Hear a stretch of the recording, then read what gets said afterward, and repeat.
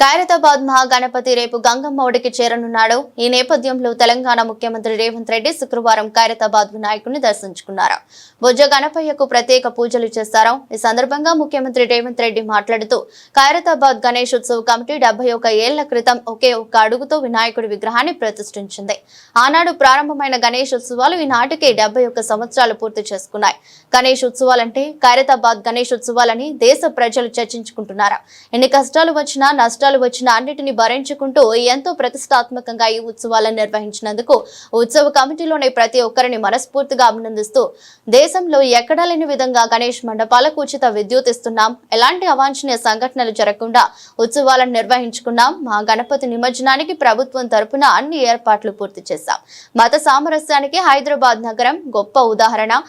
ఖైరతాబాద్ గణేష్ ఉత్సవాలు తెలంగాణకి మంచి పేరు తెచ్చిపెట్టాయని చెప్పుకొచ్చారు. అందిన సమాచారం మేరకు ఈనాడు గణేష్ ఖైరతాబాద్ 69 అడుగుల ఎత్తుకు ఎదిగి దేశంలోనే గణేష్ ఉత్సవాలంటే ప్రతి ఒక్కరూ ఖైరతాబాద్ గణేష్ ఉత్సవ సమితి వాళ్ళు నిర్వహిస్తున్న ఈ పండుగ కార్యక్రమాన్ని చర్చించుకునే విధంగా ఈ 71 సంవత్సరాలు వాళ్ళు ఎక్కడ ఎన్ని ఇబ్బందులు వచ్చినా ఎంత కష్టం వచ్చినా వాటన్నింటిని భరించుకుంటూ దేశంలోనే ప్రతిష్టాత్మకంగా ఈ ఉత్సవాలను నిర్వహించినందుకు ఉత్సవ సమితిలో ఉన్న మిత్రులందరినీ మనస్ఫూర్తిగా అభినందిస్తున్నా.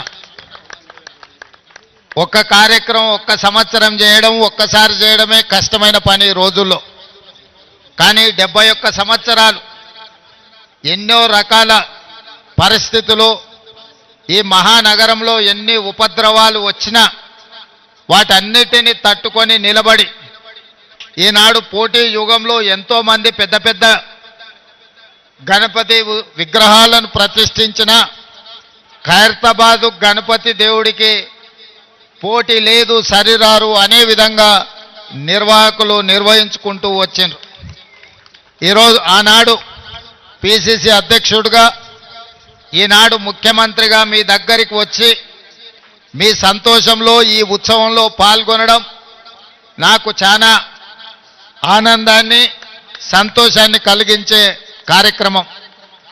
ఈరోజు మీకు అందరికీ తెలుసు, హైదరాబాదు నగరంలో 1,40,000 విగ్రహాలని రోజు ప్రతిష్ఠించుకొని చాలామంది గణేష్ ఉత్సవాలను నిర్వహించుకుంటున్నారు. దేశంలో ఎక్కడా లేని విధంగా ఏ రాష్ట్రంలో ఏ నగరంలో గణేష్ ఉత్సవాలకు ఉచితంగా రాష్ట్ర ప్రభుత్వం విద్యుత్తు ఇచ్చిన సందర్భం లేదు.